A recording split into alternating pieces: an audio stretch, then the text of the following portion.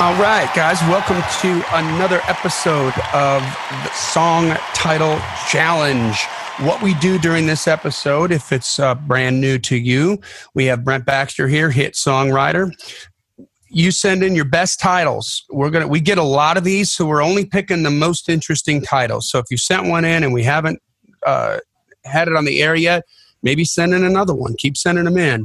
And we'll run across one that sort of resonates. We'll pick that. Brent, you're going to get inside the mind of a hit songwriter, and he's going to tell you how he would approach writing this song. I spring the titles live to him, so he hasn't heard the title I'm about to spring on him yet.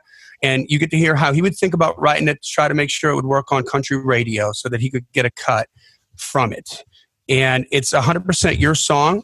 These are just free ideas. We're just having some creative fun. It's a creative exercise. We're having a good time with it.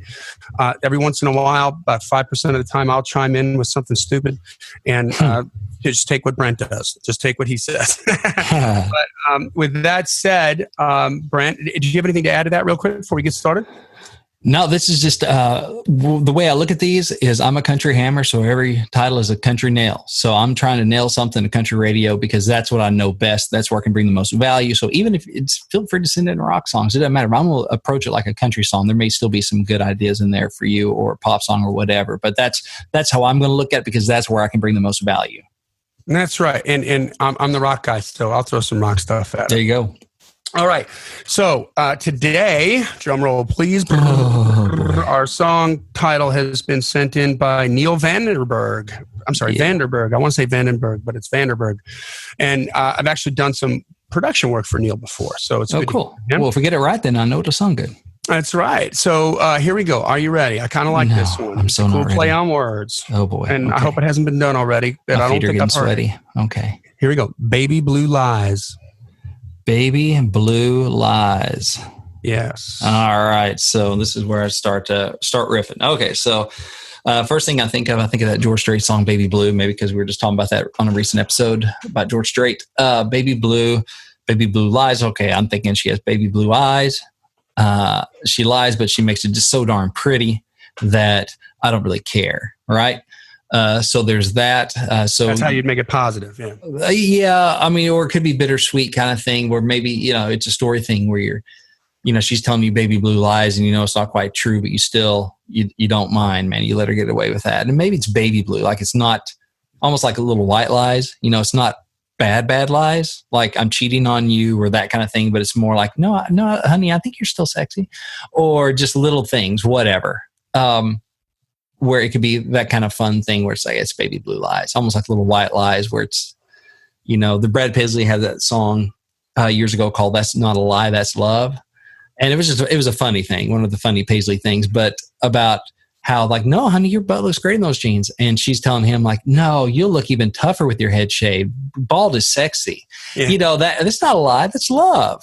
That's it. It could almost be that kind of thing where it's like, yeah, it's lies, but it's not, vicious lies. It's baby blue lies. Or you could do the story of, where it is a bad lie. It is infidelity or something like that. Or she says she still loved you, but she didn't, because now she's gone. It's baby blue lies. You could do that. You could even do the, a kid angle, right? You think baby blue, baby, boy, baby blue. When you tell them that, and maybe it's a little white lie like you tell your kid, like, oh, daddy's got you. Daddy's never going to let anything hurt you. And that's just not true. It's not something you're capable of, right? Because in life, you're going to have hard times and you're going to have heartbreak and bad things are going to happen because we live in a fallen world. You can't, but it's a baby blue lie. Or, that would be an interesting way to kind of go about it.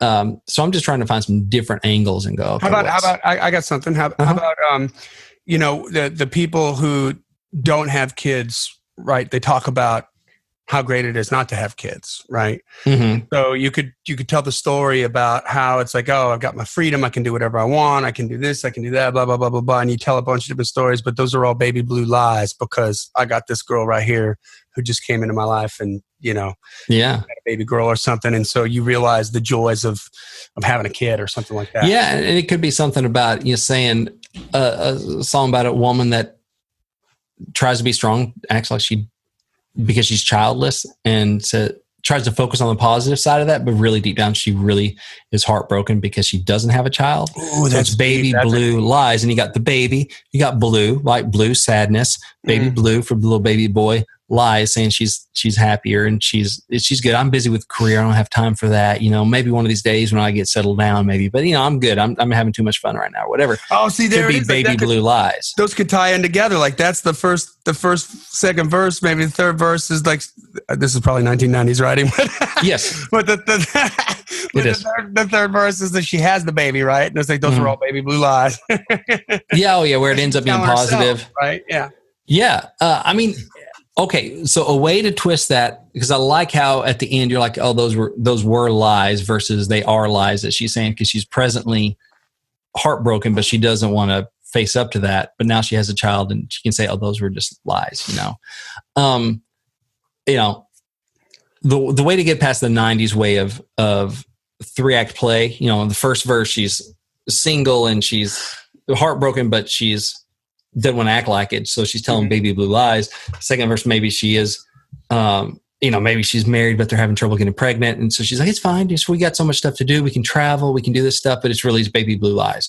And then in the bridge, she's holding her newborn, and whether through adoption or finally got pregnant or whatever, then she's like, realized, man, those are just baby blue lies. That's 90s. That's 90s writing. Now that's 90s. So how can we do that to produce something that is much more current? To be more current, you want to do something that's in the moment. So you could still talk about that stuff, but it's not like I was 17 or she was 17 or actually, she was 25 and then she was 35 or whatever. It's you're telling that story right now in the moment with pictures of those times. And so it's all right now. The artist is singing this stuff right now in the moment to you and telling you the story of this was my life, without kind of following the movie through. Like a good example of this is Miranda Lambert's "The House That Built Me." So the whole time in the song, she's, hey, I know you don't, they say you can't go home, but I just had to come back one more time. And I know you don't know me from Adam, but those handprints on the front steps are mine. So right now in the moment, talking to the new owner of the house, and like my dog's buried under that. And I was up in the bedroom where I did my homework and learned to play guitar and all that stuff is happening in the moment, but you're still getting the snapshots of the different points of her life. You do something like that for Baby Blue Lies.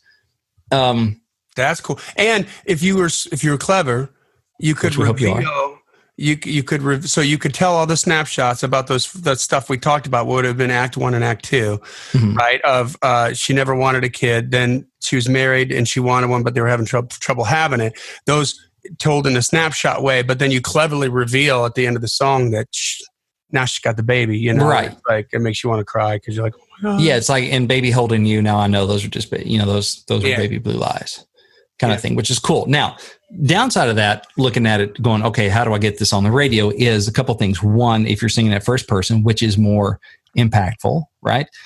Then you're female artist. Okay, so that's a smaller subset of artists that can sing that because you're not going to have the genders, and most songs on the radio are male songs, right?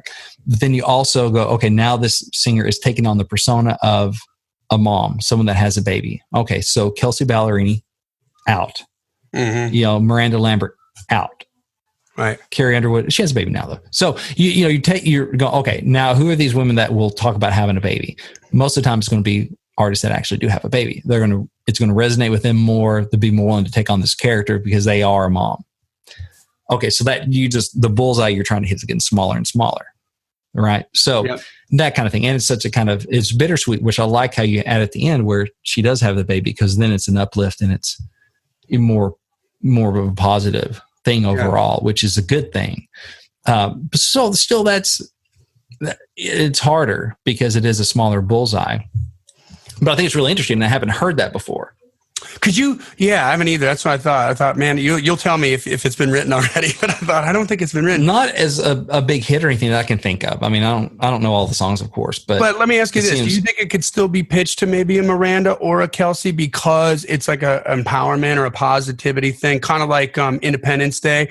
I mean, maybe Martina McBride went through that, but I kind of feel like that's a third person's. No, it was told from the first person. It was told from the first person. Yeah, but it was she was the kid.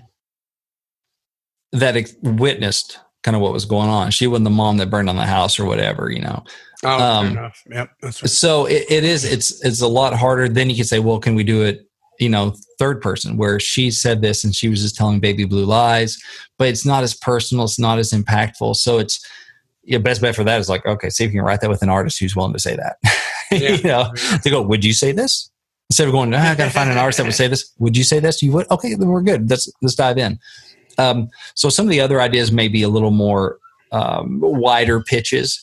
Baby blue lies, or, you know, it's the little white lies that you're telling this girl to try and get her to like you.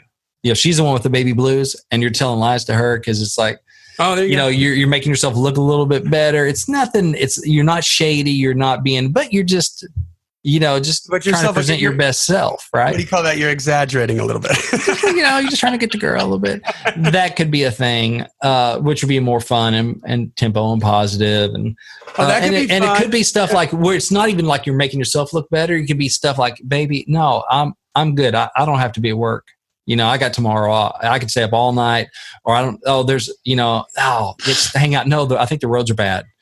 Whatever, you know, not even really based about like, oh no, I make 6 figures a year, or I do that kind of stuff. Misrepresenting yourself. It could be like this situation, like, you know, that way you can get to hang out with this girl longer. Yeah. You're like, I know I'm going to hurt in the morning because I got to get up super early for work or for whatever in the morning, but I'm not. No, I'm going to tell her I got all night. It's a baby blue lie. Because I just want to be with her. And so it's a harmless lie, right? Or anything, you're hurting yourself.